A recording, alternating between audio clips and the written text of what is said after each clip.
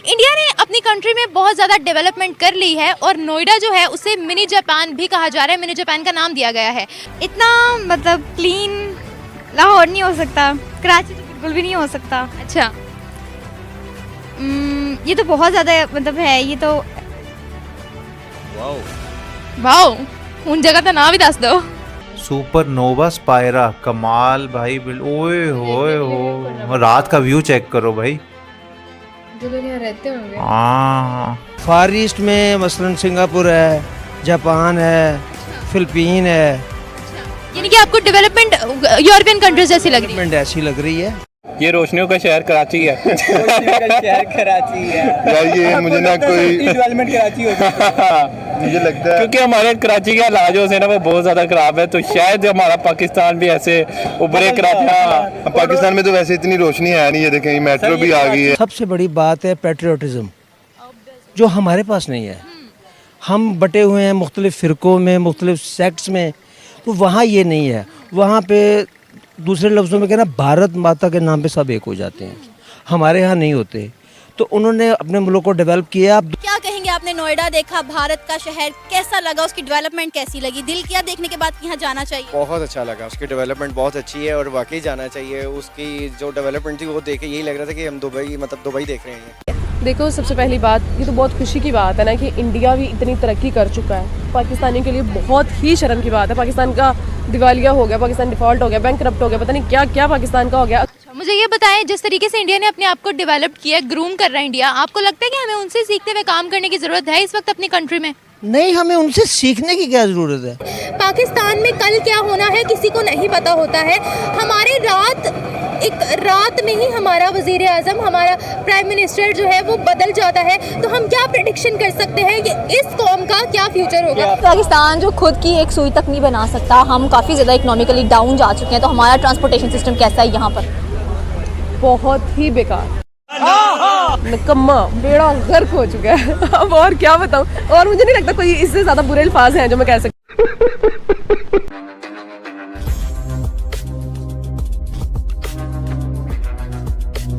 Border cities जो है ना वो हमेशा देखने का ना मज़ा आता है, क्योंकि आपको जो है ना सबसे बड़ी चीज़ वहाँ पे एक तो ग्रीनरी आपको ज़रूर देखने को मिलती है, क्योंकि प्लांट सारा होता है। दूसरा रोड बहुत खुले खुले देखने को मिलते हैं, जो कि मुझे एक अच्छी चीज़ लगती है। मुझे सबसे ज़्यादा अच्छी चीज़ जो लगती है ना, जो पसंद आती है, चाहे वो हाउसिंग सोसाइटीज़ में घर हों, वैसे बिल्डिंग्स तो लाहौर में बहुत कम ऐसे होती है कि अपार्टमेंट्स आपको नज़र आते हैं, बट ये चीज़ मुझे अच्छी लगती है कि ना बहुत ऑर्गेनाइज तरीके से जो बिल्डिंग्स हैं वो भी बनाई जाती है। ऐसा नहीं है कोई एक बहुत ऊंची है तो एक बहुत छोटी है, तो ये चीज़ मुझे बहुत ज़्यादा अच्छी लगती है। इवन के हाउसिंग सोसाइटीज़ में भी यही होता है कि जो घर हैं वो अगर 2 फ्लोर तक हैं तो सारे फिर उतने ही होंगे। ऐसा नहीं कि ऊपर नीचे, जैसे हम मोहल्लों में देखते हैं कि एक बहुत ही ऊंचा बना दिया किसी ने, ऊपर मतलब डालते जा रहे हैं स्टोरी पे स्टोरी, मतलब माल्या बनाते जा रहे हैं, और एक बिल्कुल ही नीचे को ग्राउंड फ्लोर पर आपको नज़र आ रहा है। एक चीज़ ये मुझे बहुत अच्छी लगती है। दूसरी, वाकई में ग्रीनरी का बहुत ज़्यादा ख्याल रखा जाता है, और जो रोड्स हैं वो बहुत चौड़ी चौड़ी आपको देखने को मिलती हैं। अच्छा, एक क्वेश्चन मैं पूछना चाहती हूँ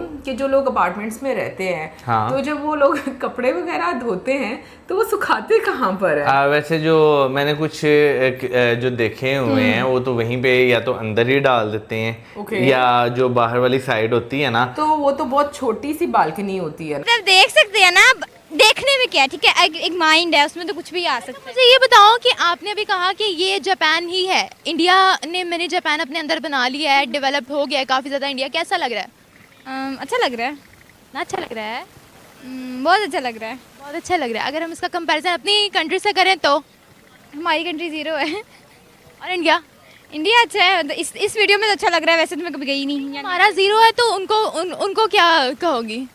उनको यही कहूँगी, इसी तरह साफ रखो। और हमें क्या कहोगी? हमें कहूँगी इंडिया से सीखो। हाँ, इंडिया से सीख लो। नहीं, इंडिया से सीखने की जरूरत है। क्यों? नहीं, वो अगर वो अच्छा काम करे फिर भी नहीं सीखना?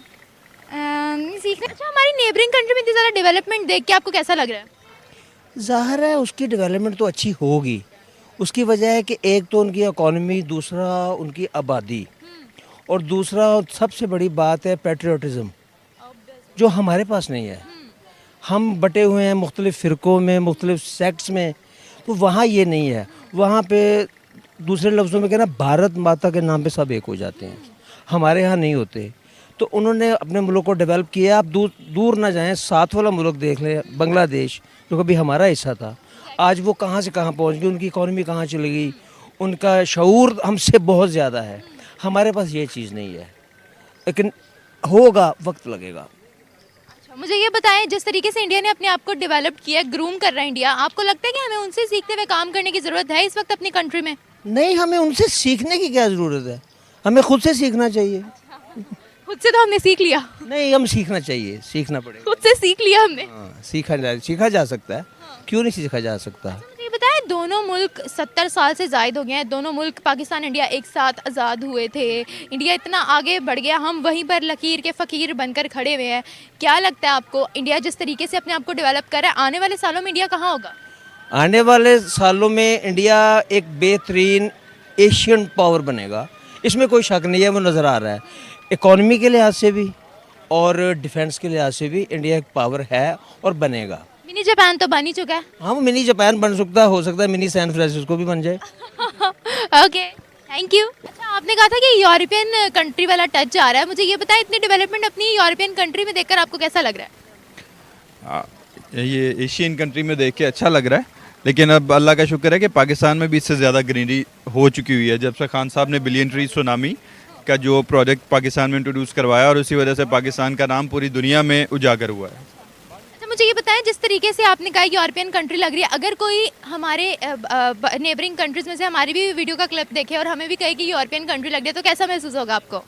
बड़ा अच्छा लगेगा, क्योंकि अब वो ये वाला इम्प्रेशन आए कि पाकिस्तान इतना साफ़ सुथरा है, पाकिस्तान में इतनी ग्रीनरी है, तो we feel proud for that. मुझे ये बताएं कि इंडिया से सीखते हुए काम करने की ज़रूरत है, जिस तरह से इंडिया ने अपने आप को ग्रूम किया।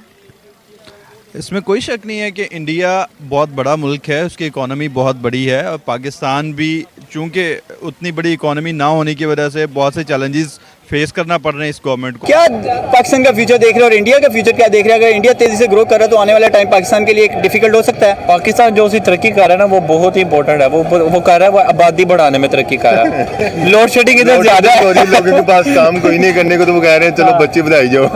टाइम उन्होंने कोल होता नहीं, चल मेले बैठे आयो, इधर आ जाओ। कोई और काम नहीं है, कोई और काम यही है कि बस क्या देख रहे हैं? अगर इंडिया तेजी से ग्रो कर रहा है, कुछ सीखना चाहिए, कुछ हमें भी डेफिनेटली यार, हमें हमारे जो हुक्मरान है ना, चाहे वो पीटीआई मेंबरान से हैं या वो नून लीग वाली साइड से हैं, देखिए हमारे मुल्क में जो कोई अपने मुल्क के बारे में सोच सकता है ना, वो इस तरह का कोई अभी तक पैदा नहीं हुआ। ठीक है, तो हमारा तो यही कहना है कि अपने मुल्क के बारे में सोचें, ना कि अपनी जेबों के बारे में सोचें। बिल्कुल सही कहा सर। 75 इयर्स में हम लोग क्यों नहीं अपनी एक सही डायरेक्शन की तरफ जा सके? अगर हम बात करें, हमारा नेबर कंट्री 75 सालों में अपने आप को बेहतर सिमत की इस तरफ ले जाते हुए अब दुनिया की तीसरी बड़ी इकोनॉमी तस्वर किया जा रहा है। क्या कहेंगे इस पे? यार ये ना हमारी नीतें नहीं ठीक, हमारे हुक्मरानों की ना नीतों नहीं ठीक। ठीक है, अगर इन सब की नीतें ठीक हो जाए ना, तो इंशाल्लाह हमारा मुल्क बहुत तरक्की कर सकता है। ये भी बताया कि यहाँ पर अगर कोई मांगने वाला भी है तो उसकी जेब में यूपीआई होता है। लाइक इस तरीके से वहाँ पर जो है वो डेवलपमेंट हो रही है, इतनी वहाँ पर डेवलपमेंट्स जो हो गई है। आप देख लें वहाँ पर लोग आईटी में कितना ज़्यादा उन्होंने शुरू से लेकर अभी तक एजुकेशन पर बहुत ज़्यादा फोकस किया है। मॉडर्न एजुकेशन है उनका रिसर्च वर्क है, उनका थ्योरेटिकल फ्रेमवर्क भी है, बट उनका रिसर्च वर्क है। वहाँ पर साइंस सिटीज़ इतनी ज़्यादा है, बच्चों को उन्होंने जो है वो उनके आप स्कूलिंग देख लें, उनका स्कूल का मयार आप देख लें वहाँ पर, और यकसा उनका तालीमी निज़ाम है। हमारी तरह ये नहीं है कि गवर्नमेंट में सिलेबस अलग, प्राइवेट में अलग, जितना भारी पैसा दोगे उतनी भारी आपको एजुकेशन मिलेगी।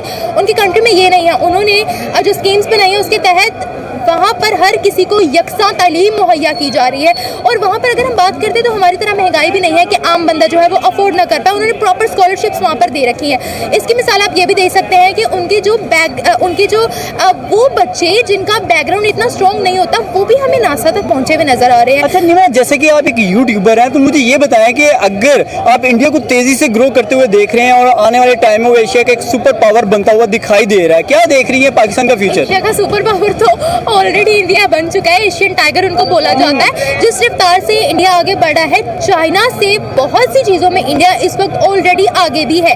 पाकिस्तान के फ्यूचर की आपने बात की है, देखें पाकिस्तान में कल क्या होना है किसी को नहीं पता होता है।